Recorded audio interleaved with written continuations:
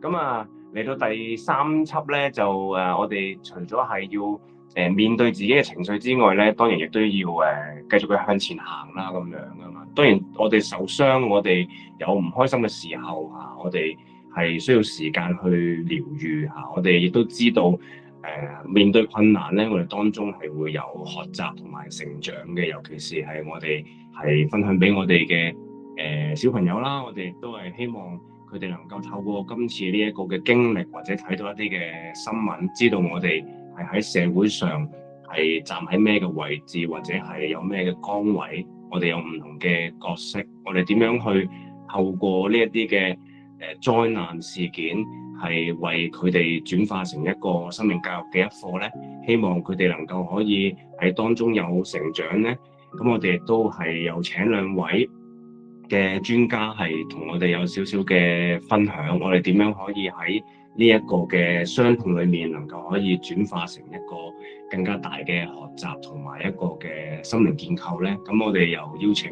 楊校長，又可以同我哋有啲嘅分享。唔該，楊校長。好啊，唔該晒阿嘉樂。咁就首先頭先阿嘉樂你講得好好啦，咁就係話任何嘅傷痛咧，我哋都需要啲時間咧，先至係能夠走出嚟嘅。即係我諗大人同埋小朋友都係啦，我哋都首先我哋要接納啦，接納我哋需要時間啦，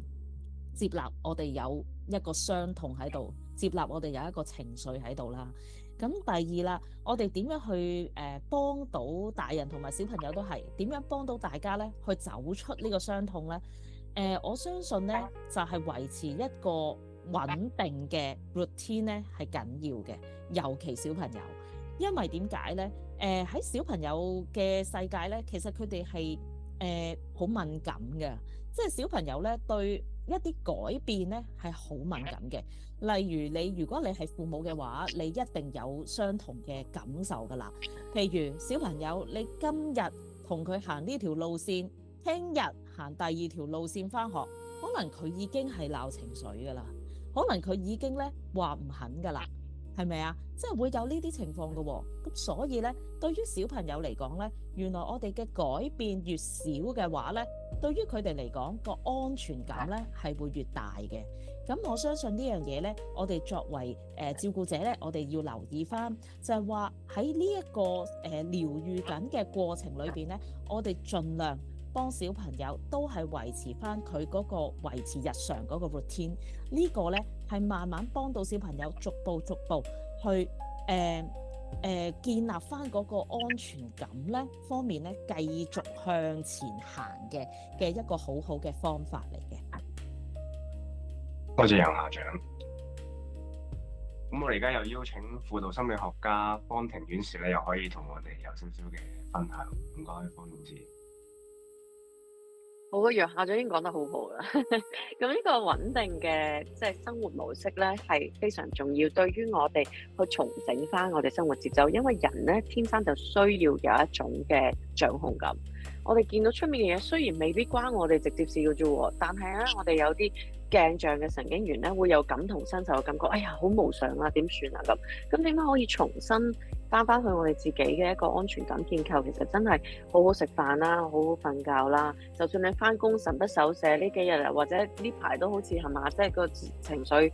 唔係咁穩定嘅時候，我哋都照翻工，我哋都照翻學嘅嚇。有需要嘅唞一唞。咁雖然未必做得即係好似之前咁 fit 啊，突然間係嘛，即係有啲出錯，但係唔緊要嘅，都係要照做。即係唔好俾自己咧，哇！即係坐喺屋企，自己不斷係咁諗，係咁攣啊，咁係仲辛苦啦，係咪？即係同埋對件事，可能對自己嘅情緒都冇特別嘅幫助。咁而第二樣咧，就係好多時我哋都好驚一啲負面嘅情緒嘅。咁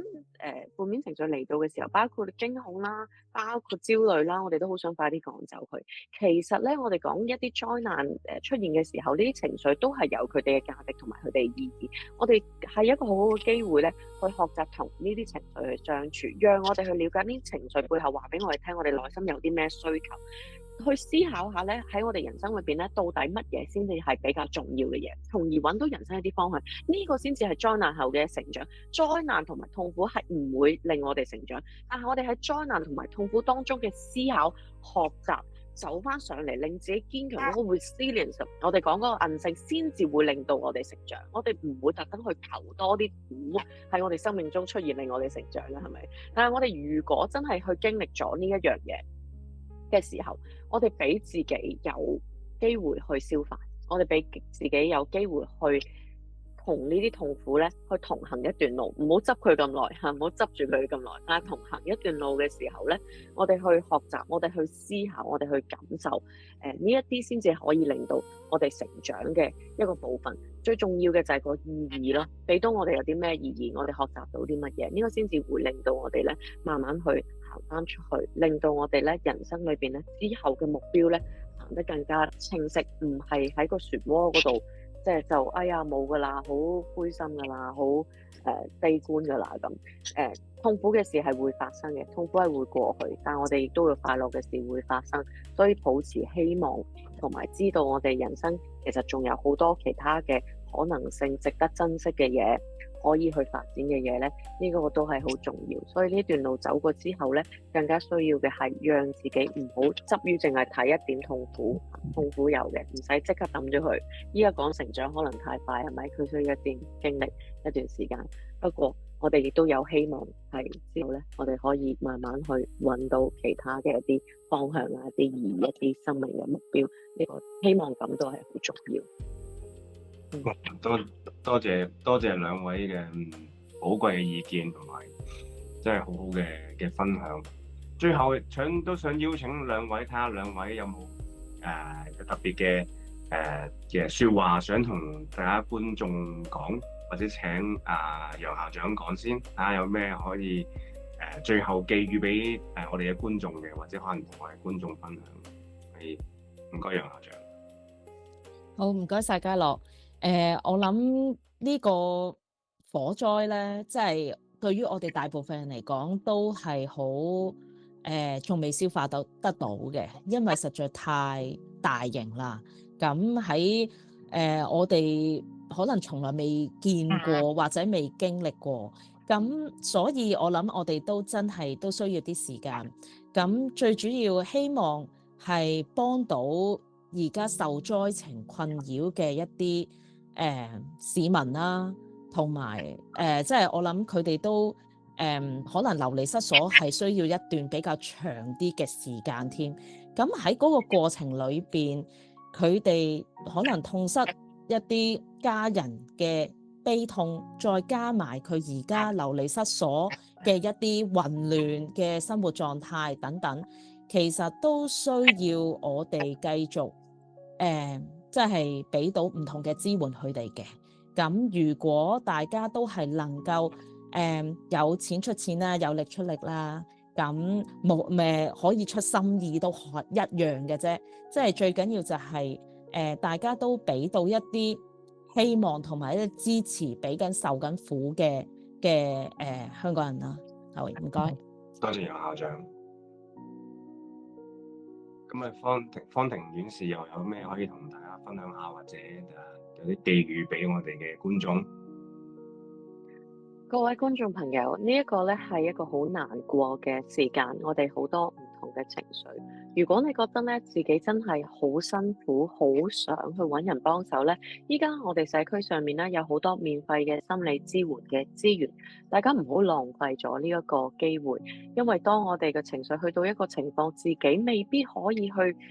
唔知道點樣幫到自己啊，又或者真係有啲辛苦嘅時候，其實唔需要你自己一個默默承受，我哋係可以揾人去幫手，未必話一定要上網去做好多嘅評估，我係咪嚴重啊？係咪一定要揾專業人士先去揾人幫手？其實依家咁多嘅資源，如果可以嘅話，當然我哋真係需要啦嘅時候咧，我哋去求助，我哋去俾個機會自己咧，去了解一下自己嘅情況咧，都係好重要嘅。所以咧，真係辛苦嘅時候，千祈唔好忍，千祈唔好咧自己獨自面對，覺得孤獨想揾人傾嘅時候，好多機構咧其實都願意咧伸出援手，可以去幫你咧度過呢個咧情緒上面或者咧係一個心情上面啦好難過嘅一個時候嘅。記住唔好俾自己孤獨，揾人去幫手。